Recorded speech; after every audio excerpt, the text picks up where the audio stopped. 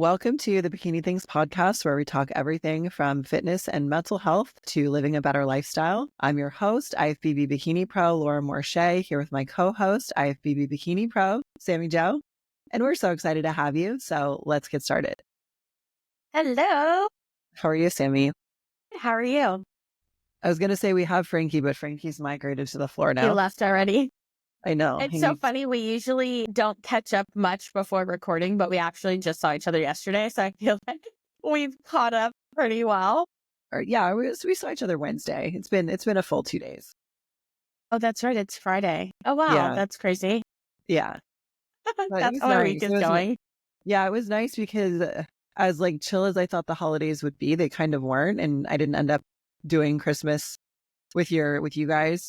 Yeah. Probably big mistake in hindsight, because these like last few weeks with the fires, like it's been kind of crazy, right? To be fair, like I feel like definitely people. So those that are in LA or in Southern California, you guys know this, and those that aren't, there's not that many people on the road. Like there's not as many people on the road, or there haven't been, especially when the fires were like at their peak, and a lot of people might have had to evacuate at one point or another. So I feel like the beginning of this year has been very weird for those of us in Southern California. Like it has not been a normal start to January. The holidays feel like they were a year ago already. Like literally.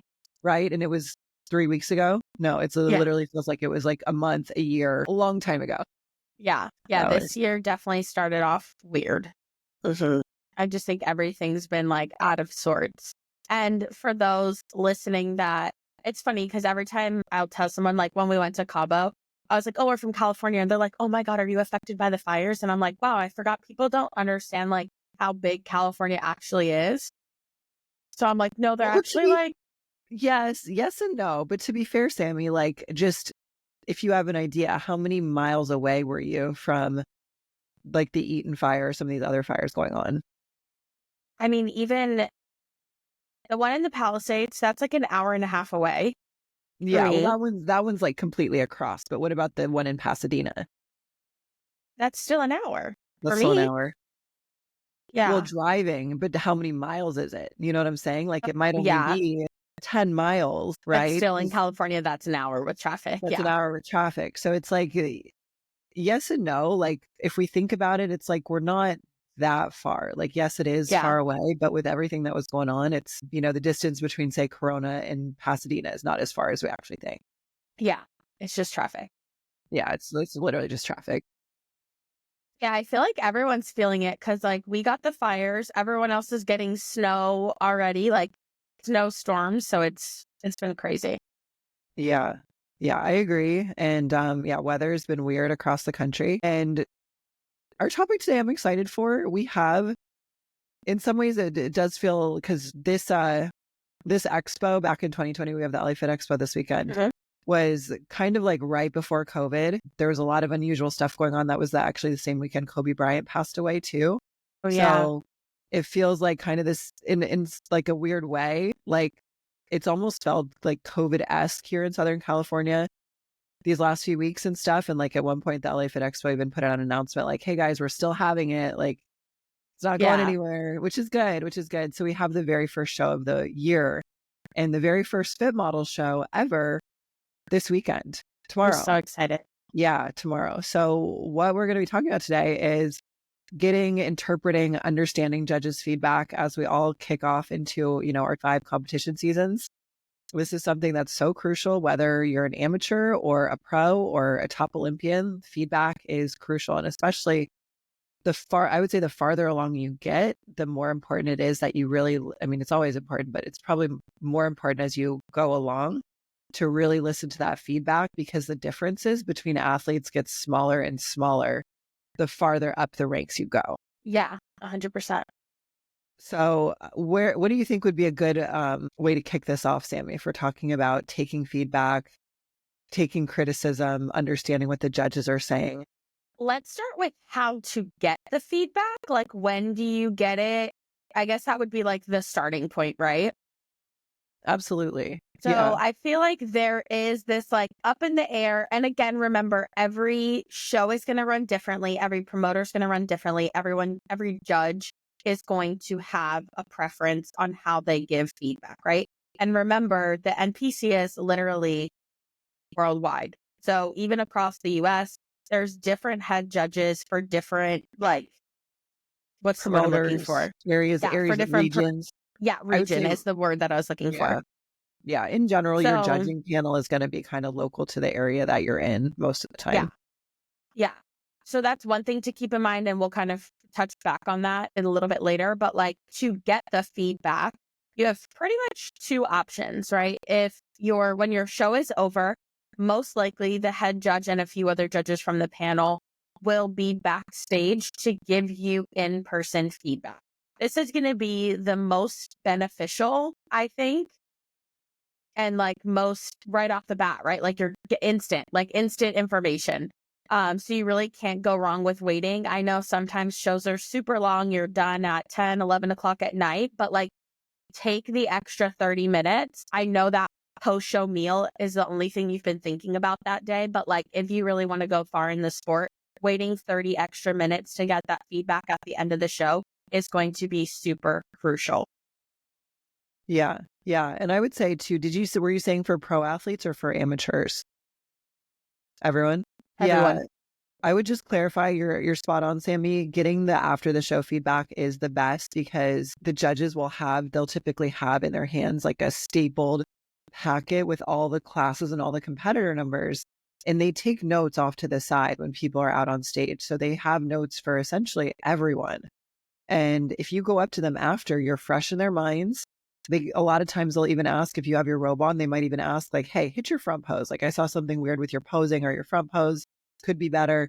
And so if you still have like your suit on, that's ideal because you can literally go up to them, have them show you what they're talking about. And then even better if you have like, I know one of the things I always loved about Jamie with Fit Body Fusion is she's so involved and she goes up to the judges with you.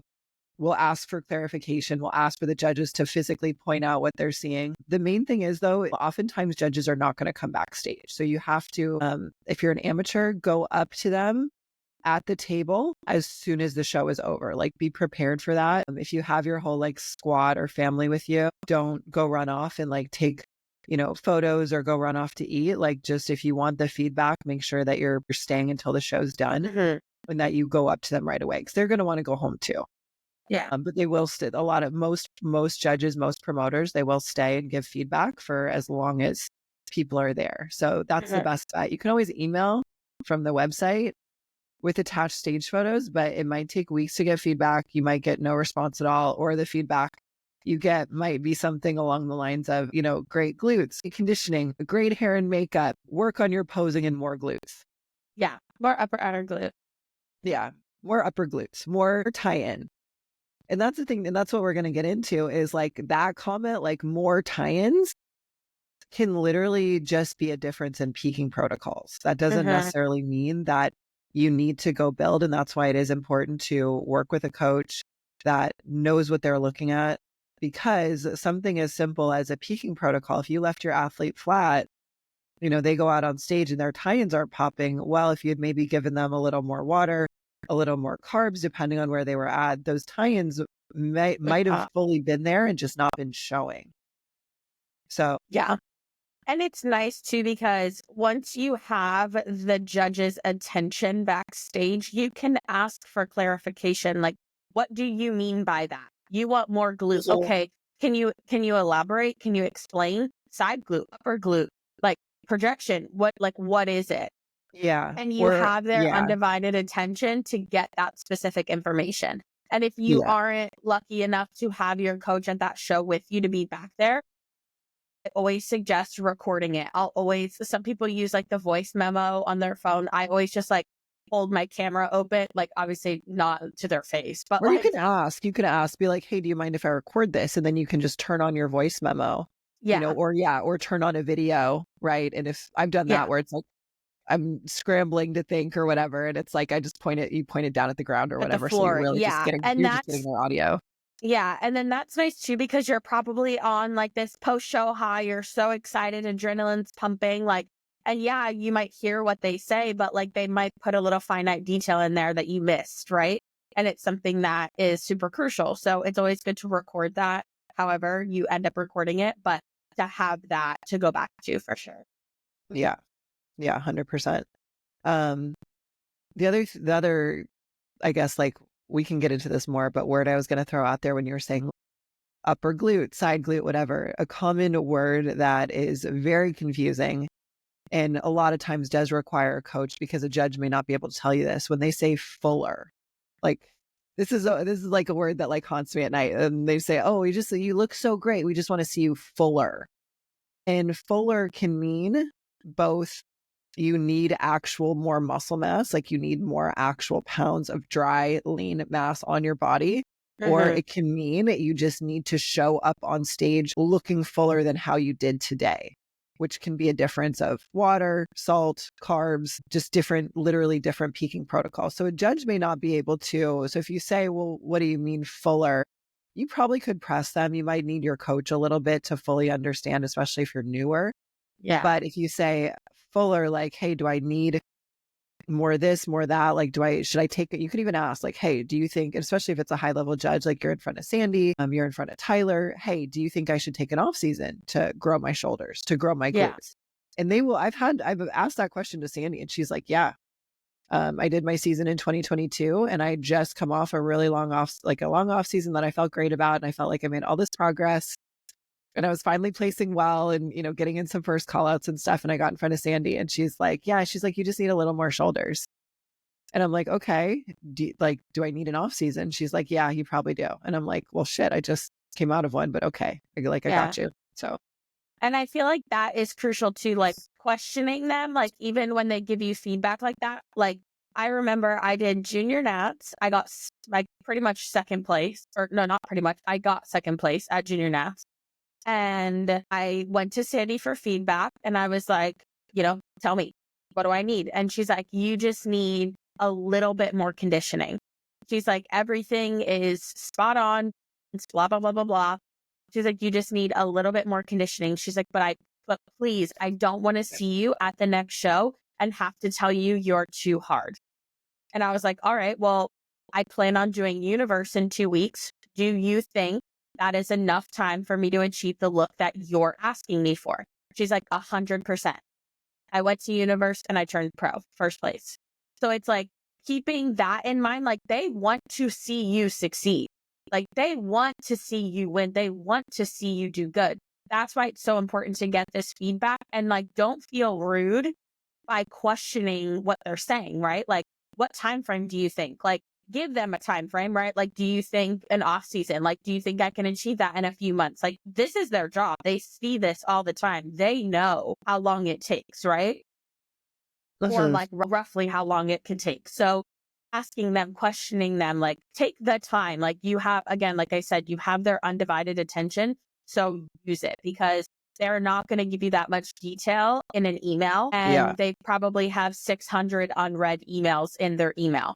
And once they've responded to you, now you're back at the bottom of the totem pole with your detailed questions now.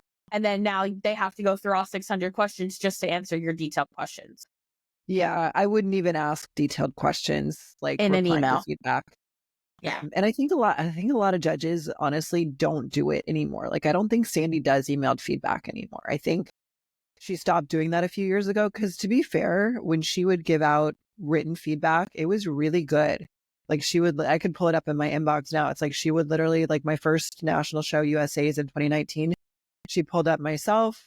The class winner is usually what she does. Or if you turn pro, she'll pull up you in the overall winner, and she'll compare the differences. She'll say, oh, you need fuller glutes. See how your class winner had like a little bit more of that. And so it really gives you, it really gives you this very good visual. And so she's amazing. Like she stays late at all these national shows, like Masters USA's at the end of the year. I'm sure I wasn't at nationals, but I'm sure at nationals she did the same thing. And so she will stay. And so I really want to encourage athletes to wrap your mind around staying after the show to get that feedback. Do like really, if you're somebody who you want to move up, you want to get better at competing, it's not just like, oh, I just do this for fun. Like I actually want to get better. I want to place better. I might even want a pro card, or maybe you want a pro card. You need to get the feedback. And so make plans with your friends and family and your loved ones that will fit with that. Be like, hey guys, I have no idea when I'm going to be done. We're all going to do late night in and out drive through, whenever I'm done. And I'll let you guys know. I need to talk to the judges, but when we're all done, like we'll take photos and then we'll go do that or whatever it is. Or, hey, if you can't get into a restaurant with a reservation or something, like let's say the show goes too late. Okay. Maybe you can do brunch with everyone the next day instead of having a cheat meal that night before. And it still feels like a celebration. You get to hang out with everyone. It probably would be a little less rushed than a late night dinner. So don't feel like just because you're going to get feedback that you can't celebrate your show day. Like you can still have a ton of fun. And I think one reason people might avoid that, I'd be curious to hear your opinion, Sammy, is I think sometimes people just in general don't want feedback or don't want criticism or don't want to be critiqued. And I think that can play into this a little bit. Yeah, absolutely. I agree. I mean, I personally have never experienced that. Like, I always encourage my girls to get their feedback and they're always excited. But it really comes down to, and I hate to be so blunt about it, it's like, what is more important to your success in the sport? Having that post-show meal or getting feedback from the person who's going to judge you the next time they see you? And it's like, if you are that diehard and true about the sport, you are going to do everything in your power to make sure you have the ability to improve in the areas that are necessary. So it's like, if, like you said, your goal is to, the longevity of the sport or to even turn pro, that's going to mean more to you than a post-show burger that you can have the next day. Yeah. But Absolutely. I definitely think that people struggle with that feedback, right? Because you just stepped on stage vulnerable after a 12, 14, 16, 20-week prep, making probably the biggest transformation you've made in your life, in a bikini nonetheless, in heels. And then now someone's critiquing you and telling you your areas of improvement or your flaws, so to say. Like, that's intimidating. Like, that's upsetting, right? But in the grand scheme of it's upsetting, but you have to understand that it's constructive criticism. They are back to the whole, they want to see you win. They're telling these things so that you have a clear pathway of, okay, when I hit the gym on Monday after my show, now I know exactly what I need to focus on. I know exactly what I need to do. Now my coach knows how they need to formulate my program, what they need to do next time around in my peaking protocols. Like, just put all the puzzle pieces together, because imagine going in this blind and being like, okay, well, I have no clue what I need to do, but I just know I need to do it and I need to do it better. Well, what needs to be better? Yeah. Maybe your coach has an idea, but, like looking at a client, most coaches should be able to say, okay, I think you need a little bit more shoulders, or I think you need a little bit more upper glute. But like, until you hear it from the judge, that's when it's actually confirmed of like, okay, this is what we need to work on. Yeah. Because like you might be thinking in your head, oh, I need more glutes, when really the judge's feedback for you is like, hey, you look awesome. We just want to see you 2 pounds leaner. Yeah. 100%. So there can definitely be that misconception. Do you have any tips, Sammy? Because you're absolutely right. It can be really hard to take criticism after we just poured our, soul and like months of our time and energy and money into this pursuit. Do you have any tips for not taking feedback personally, or any time where, you did have maybe a show not go your way, or feedback you got that really hit you hard and you just had to like figure out how to process that? Any tips there? Yeah, I think it's taking a step back, because it is hard. And I mean, the last 2 years have been a roller coaster for me. Like, it has literally been that moment where you're at the top of the pedestal and like you're doing freaking amazing. And your feedback is like, you're doing great. And then your feedback is, hey, you just won your pro card. Jump into a pro show. That's the only feedback I have for you. And then now you're back at the bottom of the totem pole. And they're like, oh, well, you need this, you need that, you need this, you need to do this, you need to take an off season. You need to be leaner. And it's like, holy shit. Like, a year ago, I was perfect. And now there's like all of these things wrong with me. So like, again, I use quotes because that's not really like, they're not doing it to be malicious. And that's what I always remind myself. Like, I'm here because I am a competitive athlete. I want to be better. I want to do better. They see that in me and they want to see me do better. So I always remind myself, like I said twice already, they want to see you win.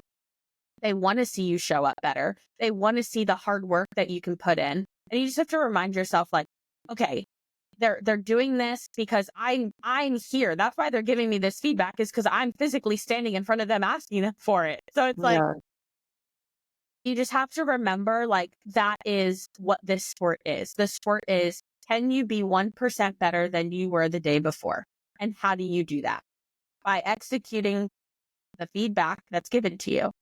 Yeah. So you just have to really find that drive within to be better and not take it so personal. And like, even if like, give yourself 30 minutes to sit there and be like, wow, this kind of sucks, but I know I can do it. I did it before. I just spent 12, however many weeks in prep doing this. Yeah, it sucks that they just told me this is wrong, that's wrong, and this is wrong. Now you pull yourself out of it and you put it into plan. Like you execute it. And then now it's like, well, let me prove you wrong. That's not wrong with me. I can fix that. And it's like, use it as a motivator to work harder in the gym. Yeah. So I definitely think, I guess those were like 3 or 4 tips kind of always into that. Yeah. And to be fair too, like thinking back through your competition career, it totally makes sense, Sammy, because it's like you moved up really quickly. And then it's tricky because in this sport, we're judged against those around us, right? We're not judged like in a vacuum. It's not just us. So as the level of competitors gets higher, our feedback and what we're getting compared to is more difficult. It's harder to stand out. So that totally makes sense. And I get that too. I think I had maybe a somewhat of a similar experience when I went into my second season as a pro. My first season as a pro, my pro debut was not good. I was like, that was the year I was injured. My mom was injured. I probably should have pulled the plug, but I just, you hype things up and you really feel this pressure to follow through. And so my second year, same thing. I felt really the need to like, especially to like, actually my whole thing that year was with Tarek specifically. So Tarek, I have so much love for him. He used to judge a lot of the muscle contest shows out here in Southern California, and he judges all over the world, judges Olympia. He's got Olympia TV, right? And he told me my first year as a pro, like in front of a bunch of us, like in front of Ariel, in front of Kaylee, basically all the Body by O girls at that time, like because they have you in a line, right? And give your feedback. And I was one of the first people.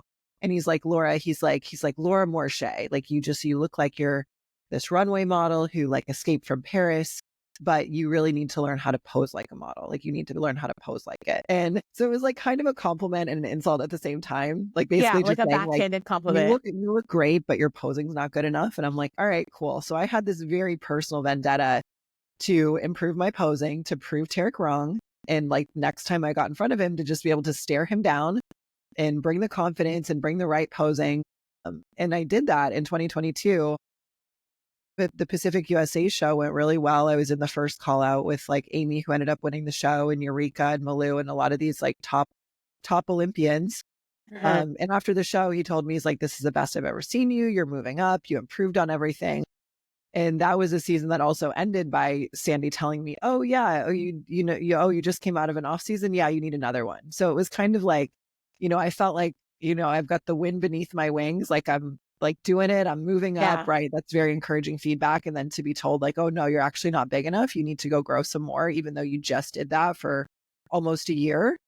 That was very disheartening. And it's tricky, but I think whenever you can use a little bit of detachment, meaning detaching your emotions from yourself as an athlete. So again, kind of like you said, Sammy, if you can kind of almost like think of it like you're working on a project for school, like you're working on a science project or something, right? That's kind of what we're doing as bodybuilders.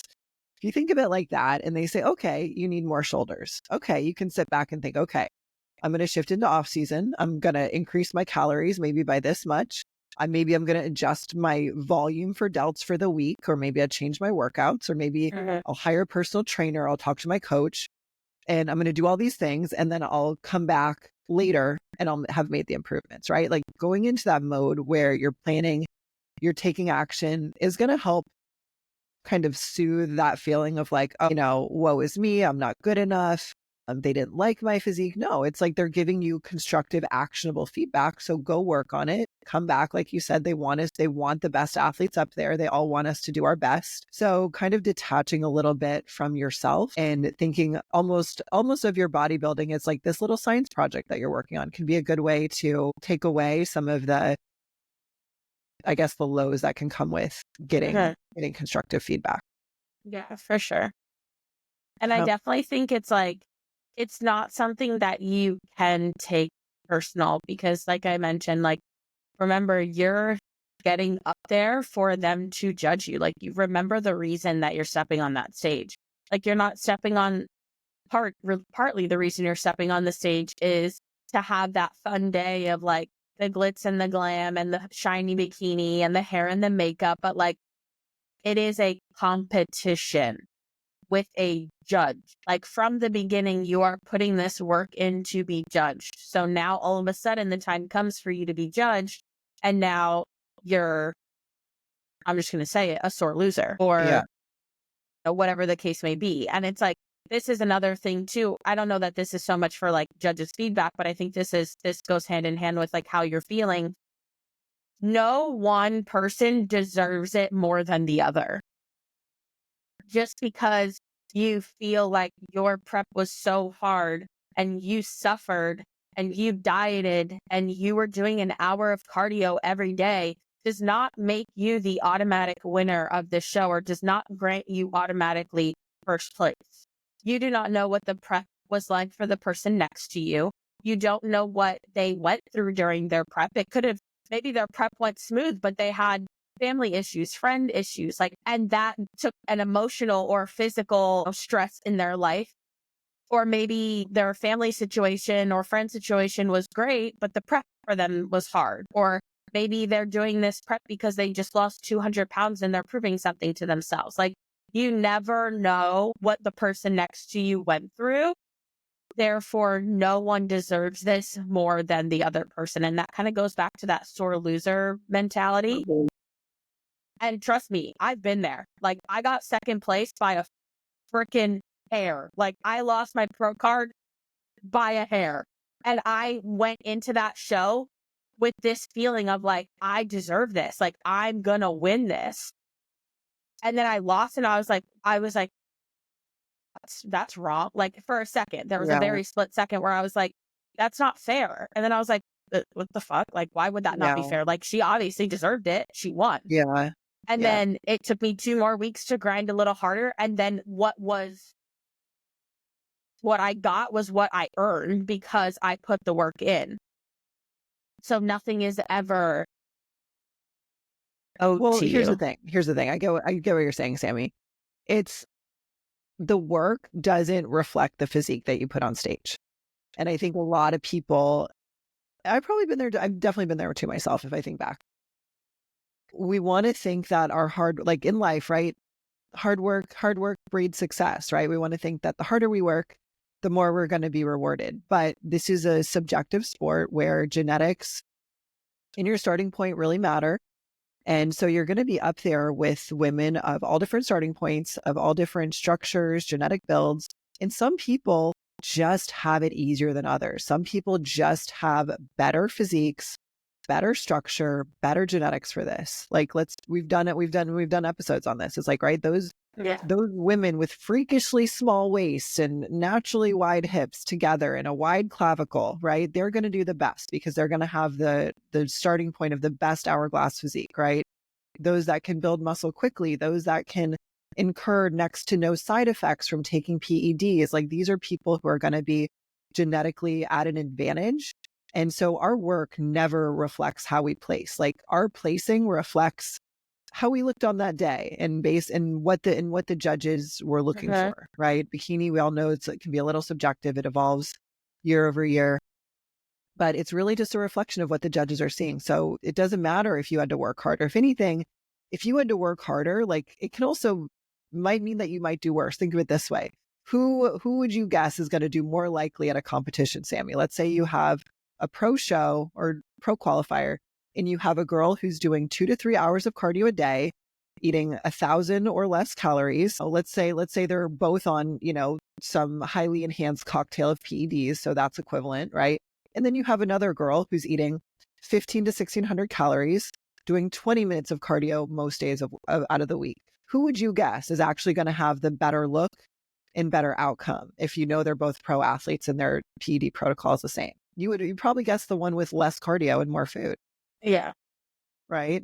Because that most likely means that they're in a better place. Maybe they didn't unintentionally dig themselves a hole.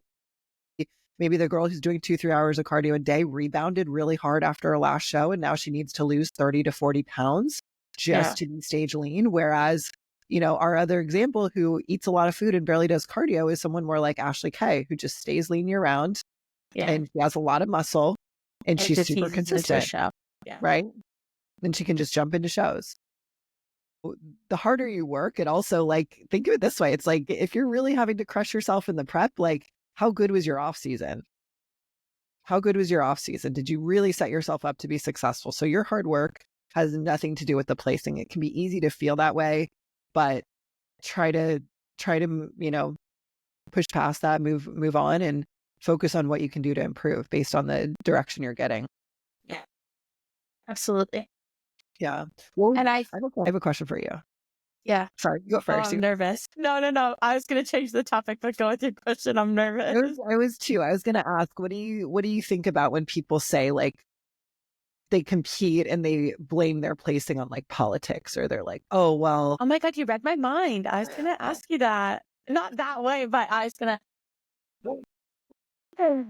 This one's kind of hard, because for as much as I'd like to think politics does not exist in the sport, I do believe there is a little bit of politics in there, especially with smaller promoters in smaller towns where everybody knows everybody.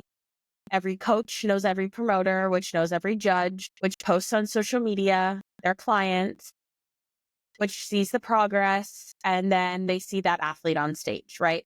If you're going somewhere random where nobody knows you, the judge has no clue, there's no sheet of paper that says, oh, this person is coached by this person on this team. It's not listed anywhere unless somebody knows somebody, right? So I'm really on the fence about this one, because I'd like to think it doesn't exist as much as people think it does. But there's also a very small sliver of me that does think it exists.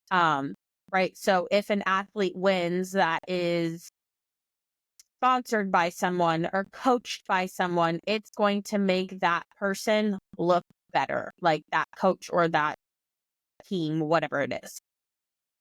In theory, it is going to make them look better, which then gains them more monetary value, which then allows them to put back in financially into that promoter.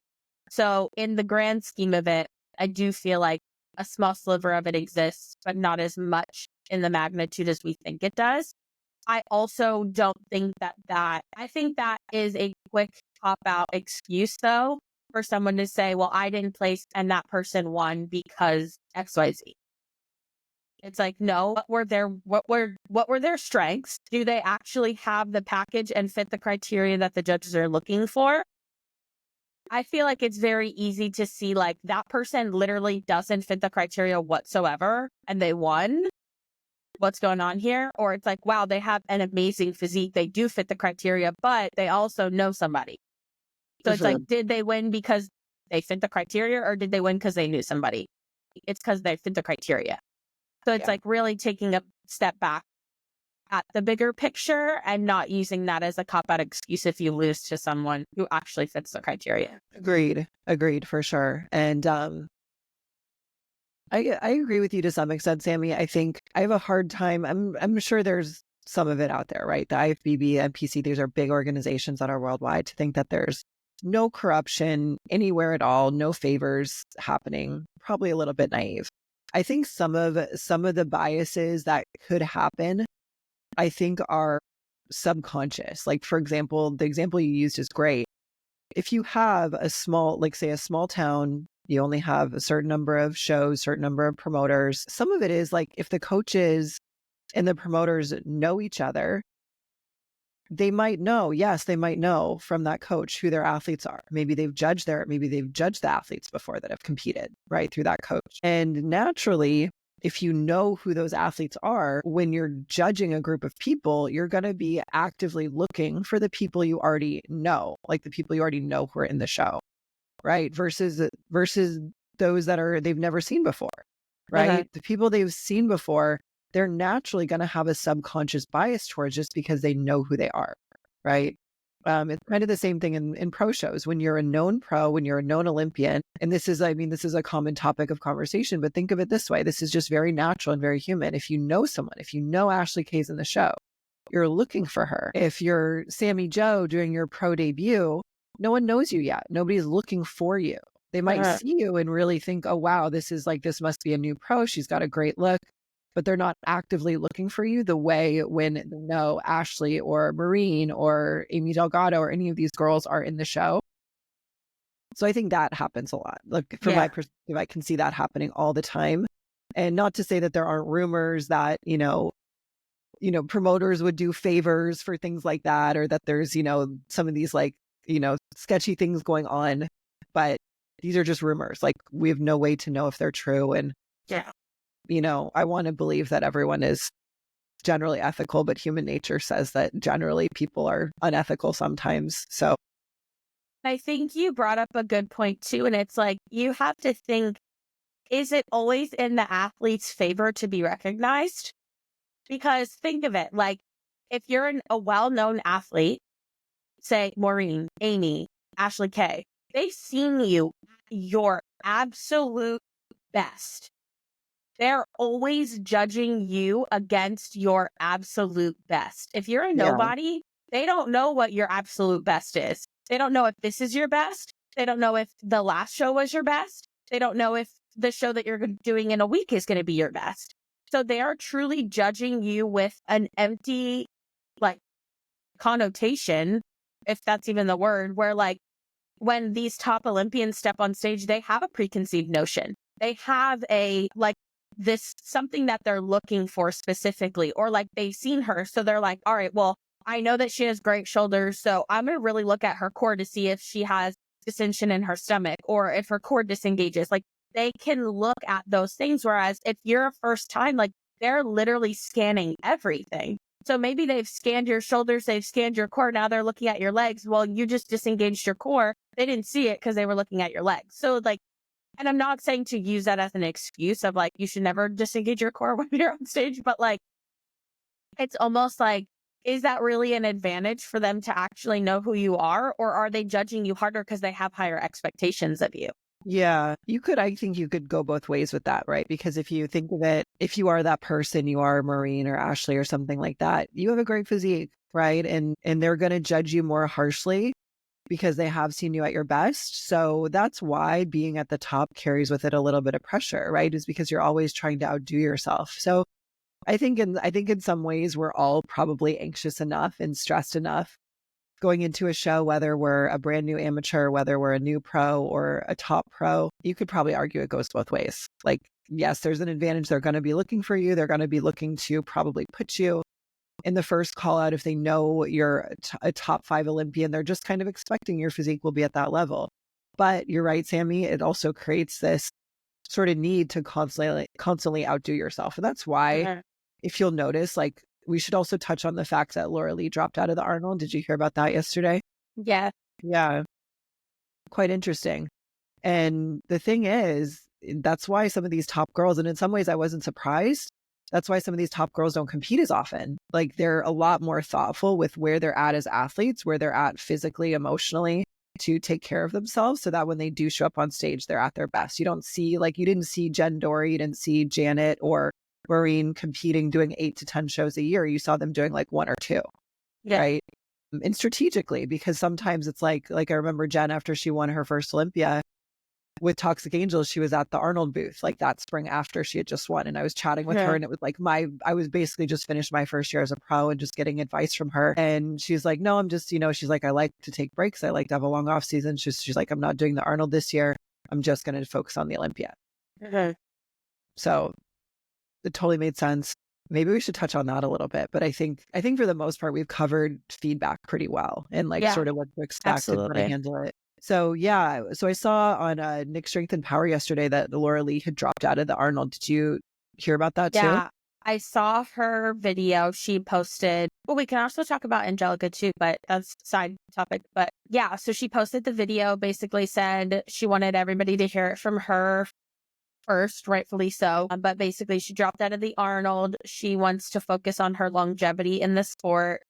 Things just weren't going the way she had planned. She didn't really say anything specific, but that she was just focusing on her longevity in the sport. Yeah. Interesting. So what do you take that to mean, Sammy?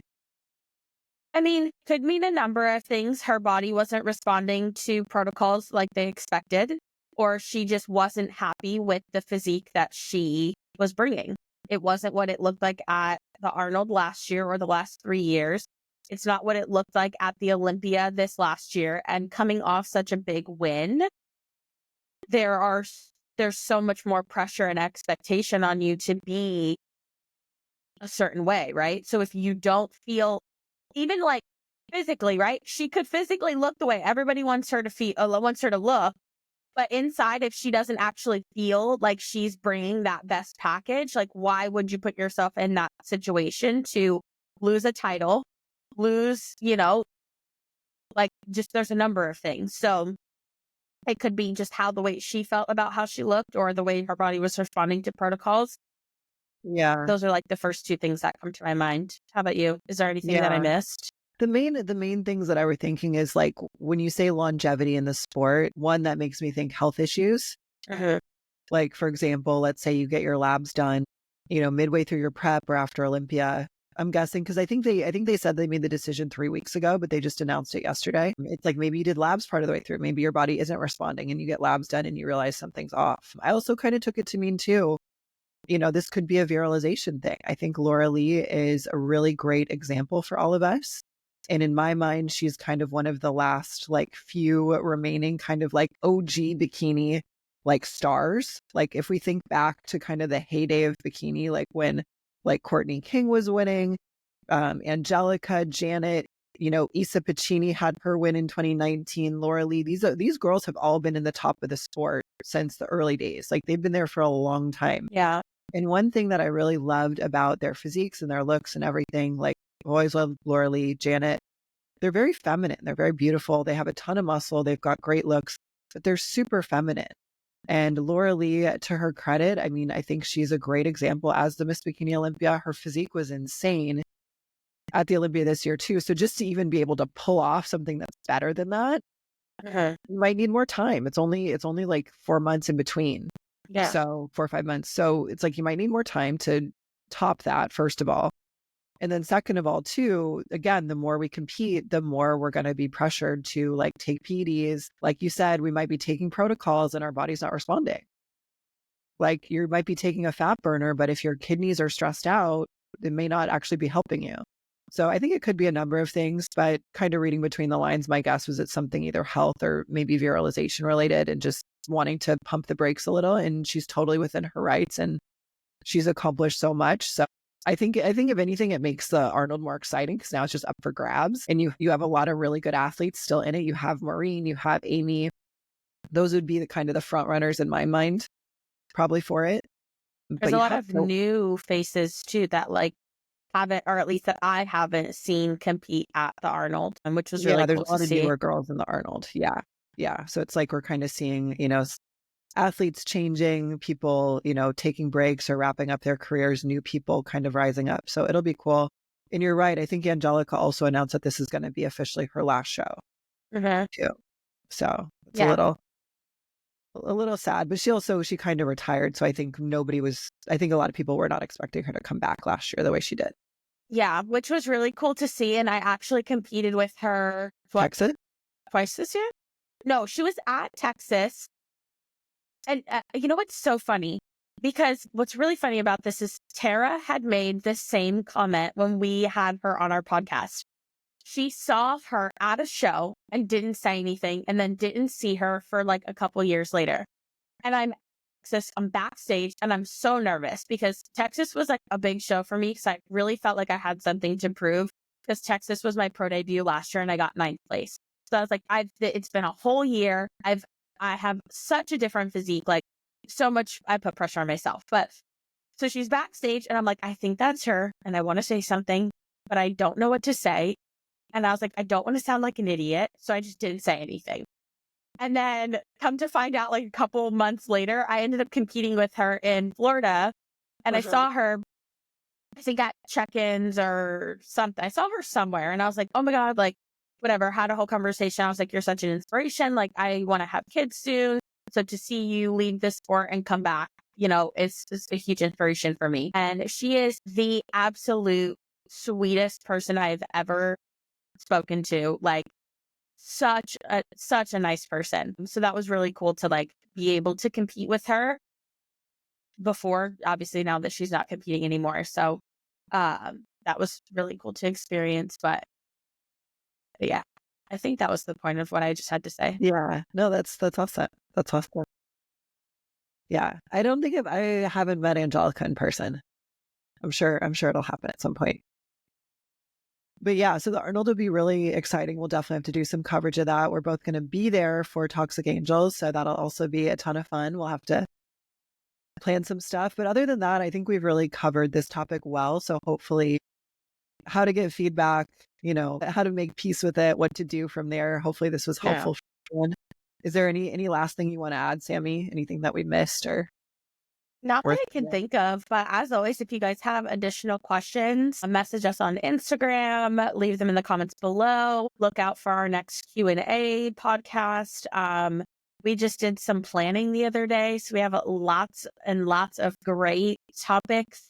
If there's a topic that you guys want to hear, please let us know. We're super flexible and, changing what we already have, but we have a lot of juicy topics this year. Yeah.